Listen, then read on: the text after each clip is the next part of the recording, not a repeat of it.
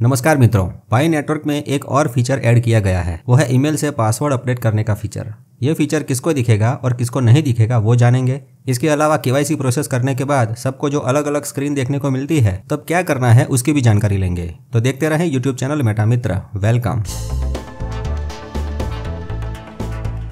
पाई network से जुड़े हुए आप सभी पायोनियर्स ने अब तक केवाईसी प्रोसेस कर दी होगी। नहीं की है तो 31 जनवरी 2025 तक केवाईसी प्रोसेस कर देनी जरूरी है। देखो, रिजल्ट की चिंता नहीं करनी है, सिर्फ केवाईसी प्रोसेस करके रख देनी है। बाकी चिंता पाई की टीम करेगी। आपके पाई आपके वॉलेट में भेजने की जिम्मेदारी पाई की कोर टीम की है। कई पायोनियर्स 2-3 साल से माइनिंग करते आए हैं और कुछ उससे भी पुराने पायोनियर्स होंगे जो 5 साल से पाई की माइनिंग करते आए हैं। कहो अपने मोबाइल में पाई बनाते आए हैं। ये पाई वॉलेट में लेना जरूरी है। उसके लिए पाई नेटवर्क में 9 स्टेप कंप्लीट करने जरूरी है। ये 9 स्टेप को मेननेट चेकलिस्ट कहा जाता है। मेननेट चेकलिस्ट के सभी स्टेप्स कंप्लीट करने पर आपको वॉलेट में आपके पाई भेजे जाएंगे। उसको माइग्रेशन प्रोसेस कहते हैं। वॉलेट में अवेलेबल पाई होंगे तभी पाई लॉन्च होने पर यानी ओपन मेननेट के बाद उसका उपयोग कर सकेंगे। ये सभी स्टेप्स पूरे करने की जानकारी मेटा मित्र चैनल के इस प्लेलिस्ट में है ही। आप लोगों में से बहुत ऐसे पायोनियर्स हैं जिन्होंने पाई नेटवर्क ज्वाइन तो किया है परंतु केवाईसी प्रोसेस नहीं की है। तो ऐसे पायोनियर्स के लिए केवाईसी प्रोसेस करने की अंतिम तारीख 31 जनवरी 2025 है। ये तारीख तक केवाईसी प्रोसेस करेंगे तो आपके बनाए हुए पाई मिलेंगे। ये तारीख तक केवाईसी प्रोसेस ही नहीं करेंगे तो आपके सिर्फ पिछले 6 महीने के पाई बचेंगे। उससे पहले यानी जुलाई 2024 तक के बनाए हुए पाई नहीं मिलेंगे, एक पूल में चले जाएंगे। तो जुलाई 2024 से पहले बनाए हुए पाई बचाने के लिए ही 31 जनवरी 2025 तक यानी ये 3-4 दिन में केवाईसी प्रोसेस करनी जरूरी है। 31 जनवरी के बाद भी केवाईसी और पाई की माइनिंग चालू ही रहेगी, इसलिए नए पायोनियर्स को चिंता करने की जरूरत बिल्कुल नहीं है। पुराने पायोनियर्स के बनाए हुए पाई बचाने के लिए पाई की कोर टीम ने ये एक और मोहलत दी थी। 31 जनवरी 2025 के बाद भी केवाईसी कर सकेंगे और पाई की माइनिंग भी चालू ही रहेगी। अब ये 31 जनवरी के बाद केवाईसी प्रोसेस करेंगे तो सिर्फ पिछले 6 महीने के पाई मिलेंगे यानी जुलाई 2024 के बाद ही बनाए हुए पाई मिलेंगे।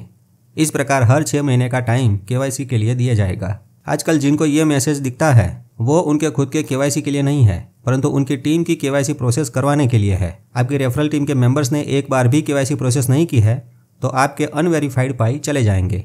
इसलिए ये टाइमर घड़ी खत्म होने से पहले आपकी टीम को अपनी अपनी केवाईसी प्रोसेस करनी पड़ेगी।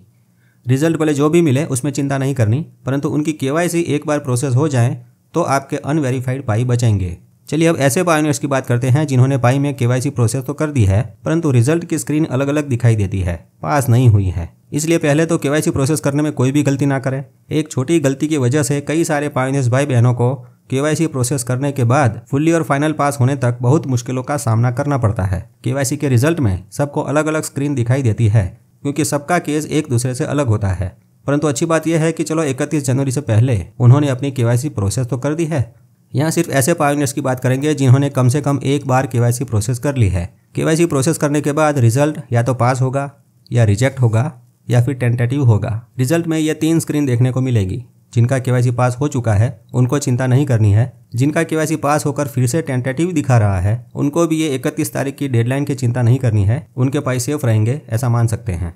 अब जिनका रिजल्ट पेंडिंग है या फिर केवाईसी नॉट अप्रूव्ड दिखा रहा है, ध्यान से देखें, ये 2 स्क्रीन में से कोई भी एक स्क्रीन दिखाई देती है उनको अपील सबमिट करने का नोटिफिकेशन मिलेगा। कभी भी ये अपील का ऑप्शन आ सकता है। पेंडिंग वालों को केवाईसी अपील का ऑप्शन नहीं आता है तो इंतजार करें, हो सकता है केवाईसी सीधे पास हो जाएगी। जिनको बाजू में दिखाया है वो केवाईसी नॉट अप्रूव्ड वाला स्क्रीन आता है तो उसमें नीचे रीसबमिट का बटन आएगा। देखिए 1 महीने में सिर्फ एक बार आएगा तो वहां क्लिक करके फिर से केवाईसी प्रोसेस करनी होगी। एक बार केवाईसी में अपनी गलती सुधार सकते हैं।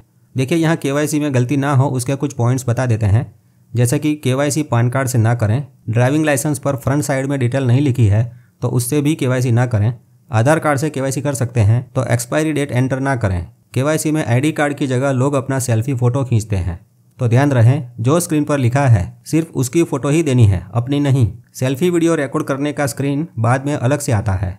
तो केवाईसी प्रोसेस करते वक्त जिस स्टेप में जो भी स्क्रीन पर लिखा होता है वही प्रोसेस को फॉलो करें। रीसबमिट करने में कोई गलती होती है तो 1 महीने बाद फिर से मौका मिलेगा। अब अपील की बात करते हैं। जिनको ये ऑप्शन आता है उनको अपील में यही लिखना है कि मेरा असली नाम आईडी कार्ड पर लिखा है वही है और उसके साथ में अपना नाम बिना गलती किए फिर से लिखना है। इतना लिखकर अपील सबमिट कर देनी है। अपील सबमिट करने के बाद दोनों केस में ऐसी स्क्रीन दिखेगी। ये दिखाता है कि अपील हो गई, अब रिजल्ट का इंतजार करना है। अपील पास होगी या रिजेक्ट होगी। पास होगी तो अगला स्टेप माइग्रेशन का होगा जो पाई की टीम खुद करेगी और अपील रिजेक्ट होगी तो ये स्क्रीन आएगी। मतलब नाम मैच नहीं होता। उसके आगे पाई की पेनल्टी लगेगी। आपको ये स्क्रीन आने का वेट करना है। ऐसा नोटिफिकेशन आने पर आपको ऑप्शन चूज करना है। अभी भी आपको लगता है कि आपका नाम जो पाई अकाउंट में लिखा था वो सही है, तो पहला ऑप्शन चूज करके KYC रीसबमिट करनी है। और जिनको नाम बदलना है, मतलब ID कार्ड पर जो नाम है वही नाम से आगे बढ़ना है, तो 2 नंबर का दूसरा ऑप्शन सिलेक्ट करना है, जिसमें 20% पाई सजा के तौर पर पेनल्टी के स्वरूप में काट लिए जाएंगे और आपका नाम ID कार्ड के हिसाब से मानकर KYC पास कर देंगे। दूसरा ऑप्शन सिलेक्ट करने पर यह स्क्रीन दिखेगी जिसमें लिखा है आपके 20% पाई फॉरफिट होंगे। अभी भी आपको पाई नहीं कटवाने तो गो बैक बटन पर क्लिक कर सकते हैं और KYC फिर से रीसबमिट कर सकते हैं। परंतु जिनको ऊपर जो नाम दिखा रहा है वही नाम पाई में सेट करके आगे बढ़ना है, तो उनको सबसे नीचे वाला बटन क्लिक करना है, मतलब forfeit 20% of pi and continue वाला बटन क्लिक करना है।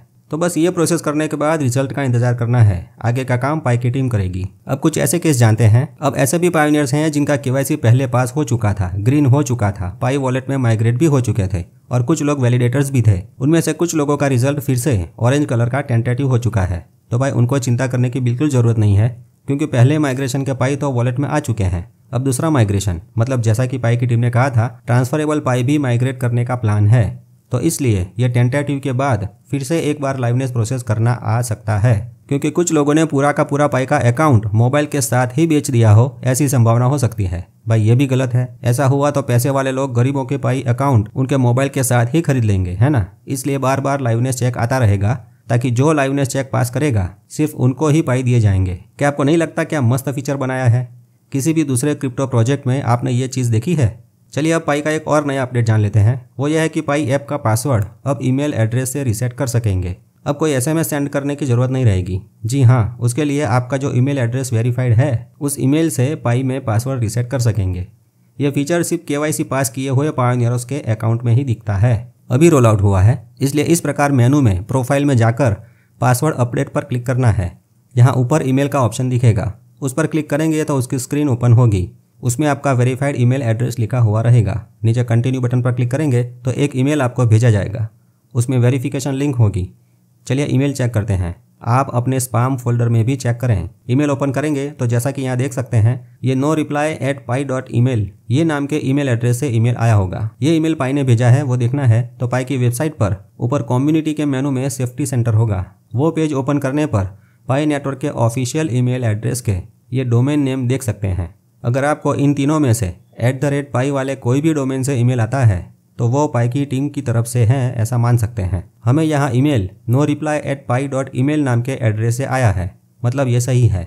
ईमेल में यहाँ रीसेट माई पासवर्ड पर क्लिक करके कोई भी ब्राउजर में लिंक ओपन करके नया पासवर्ड 2 बार एंटर करना होगा और सबमिट करने पर पासवर्ड अपडेट हो जाएगा। हो सकता है KYC का रिजल्ट भी टेंटेटिव में से निकल जाए।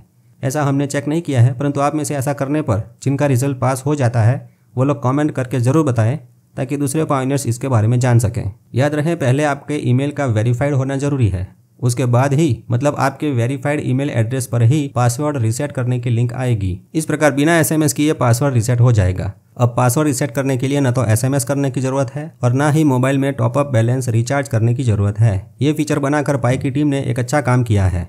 आप भी अच्छे कर्म करते रहें। 3 दिन बाकी है, उसमें अपने टीम की KYC प्रोसेस करवाने में मदद करें। मदद करेंगे तो पाई मिलेंगे तो प्रसन्न रहेंगे। इसलिए प्रसन्न रहने के लिए नया नया जानते रहें और मेटा मित्र से जुड़े रहें। मेरा मित्र मेटा मित्र। जय हिंद, जय भारत।